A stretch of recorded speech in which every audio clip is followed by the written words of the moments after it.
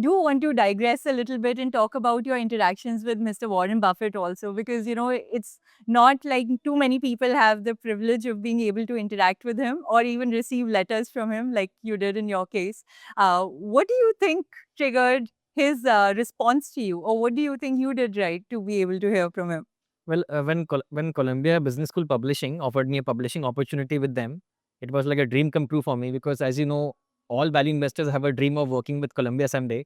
That is where value investing discipline originated from. Benjamin Graham used to teach investing at Columbia. Warren Buffett learned from Ben Graham at Columbia. So it was always a dream to get published by Columbia someday. So when they offered me the publishing opportunity with them, it came with one big caveat and one big condition that you have to get a formal approval from Warren Buffett for including his copyrighted content from his shareholder letters in your book. And my response to Columbia at that time was, it's nearly impossible. Why would he approve my request? He must be receiving hundreds of such requests every year. Yeah. But I still went ahead with sending him the manuscript of the book along with a very heartfelt note talking about the objective behind this particular book. And I think the core message of the book, which is compounding, really resonated a lot with Buffett. Basically, Buffett stands for compounding and Charlie Munger stands for lifelong learning. So when both these elements came together, I think that is what really made Buffett write such a nice words of praise for the book. And that really changed the trajectory of the joys of compounding from there. Yes, we will definitely include a picture of the note, which I saw on your Twitter as well. But tell me, you've been to several Omaha meetings and you were talking about Berkshire Hathaway, like being in a 40,000 environment with like-minded people almost feels like a cult. It's truly, one of those places and experiences that even I would love to experience. But tell us more about that experience. How has it been for you? I've been going to the Berkshire Hathaway annual meetings since 2016. And like you rightly said, more than the annual meeting, it's more like a festival for value investors every year. It's like an annual pilgrimage where we go and get to interact with many like-minded people because our value investing community is very niche and very eclectic and very limited around the world. So to come at a single location where you have thousands of like-minded people, it just gives you a different kind of high. And you get to when you're meeting and interacting with like-minded people, then you realize that okay, you're not the only person who's very different than others. There are many people who are thinking just like you, and you basically get to learn and grow together. So it's a great experience going there every year. Yeah. So now coming back to the topic that we wanted to dive very deep into, value investing that you were just talking about. Tell us about your journey in terms of becoming a value investor, because I know when you started out, you did make some risky investments. And I think that's everyone's journey when they start.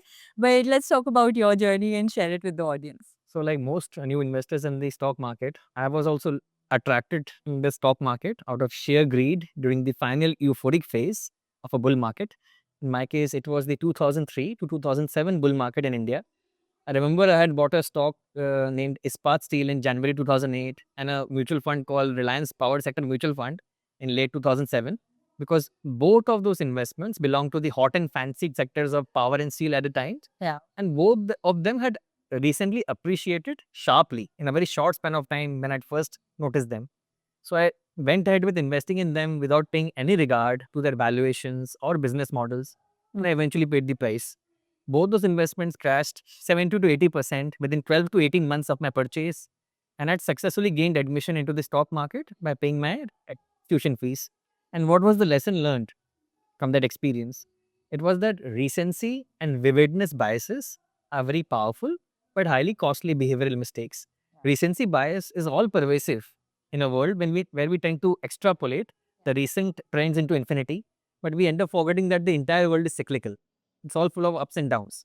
Whereas vividness bias basically means, amplifying a certain event in the media or through graphical means and which catches our attention and we get swept away in the short term noise without realizing what we need to focus on, which is the long term. So these were the two big learnings from me from that experience to avoid these two biases. Now, I was working with Citibank and Deutsche Bank for the first 7 years of my professional investment banking career as an investment banking analyst in Mumbai, London, Hong Kong.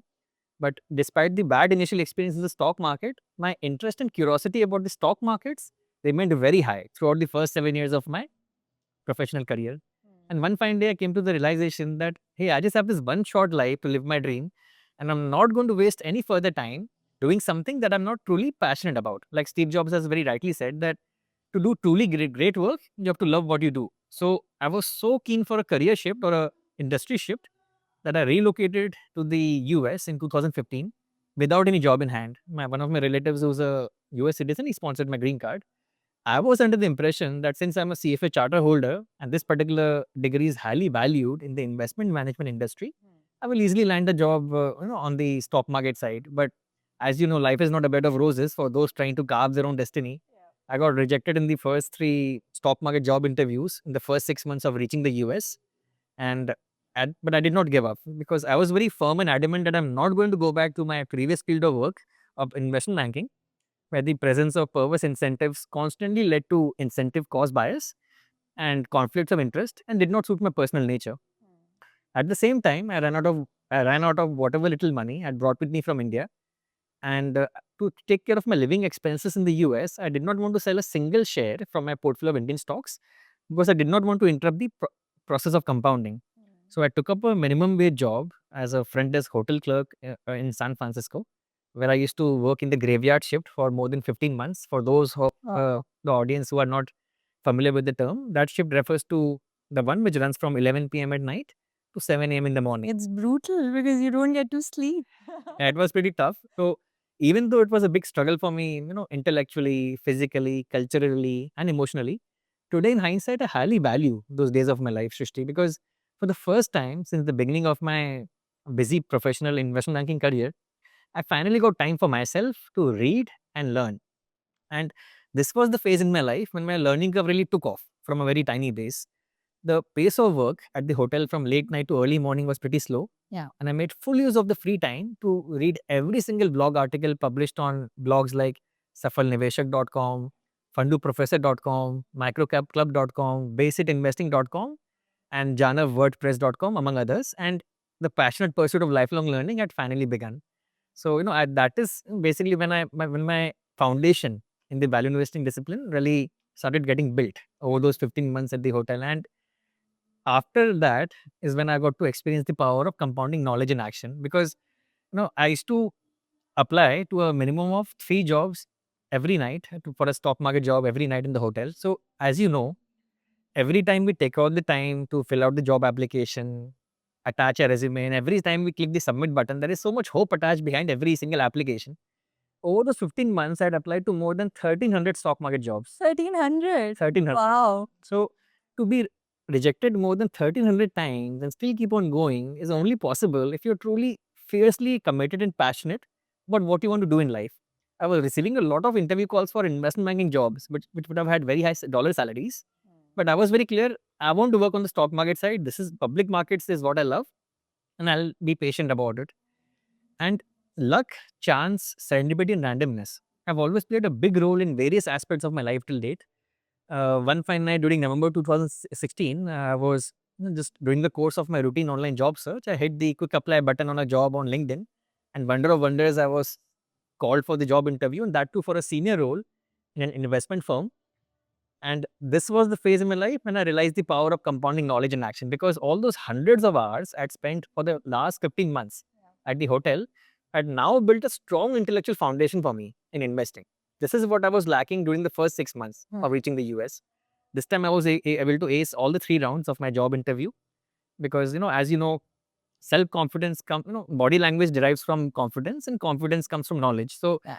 I landed in the role of a portfolio manager of global equity strategy with Summit Global Investments in Salt Lake City, Utah in US. They're a very big mutual fund company there. And it was like a dream come true for me because never in my wildest dreams did I imagine I'll become a portfolio manager straight away. I thought I'll start off as a junior analyst, then work my way up to analyst, then work my way up to senior analyst, then assistant portfolio manager, and finally reach the position of portfolio manager after 13, 14 years. But this is a classic example of how compounding works. The power of compounding is backloaded. Thomas Edison has very rightly said that many of life's big failures are people who did not realize how close they were to success when they gave up. So never give up, because you never know when you're going to hit it big in life. So that was basically, how I got started with my portfolio manager job in the US. And, I worked there for 4.5 years. and having accumulated a decent sum of savings and through investing in the Indian stock markets, I quit that job in July 2021 and started work on obtaining the regulatory licenses for setting up my India Focus Fund in the US. And we launched the fund to the public in middle of 2022 and went live on 3rd October 2022. So that's the story behind how I got to lead Stellar Wealth Partners India Fund in the US. Wow, that's so amazing to hear, Gautam, because, to go from doing graveyard shifts to doing it over 15 months, applying for 1,300 jobs, getting rejected, and then becoming a portfolio manager, and then again leaving that to start your own. So there's so much to unpack there. But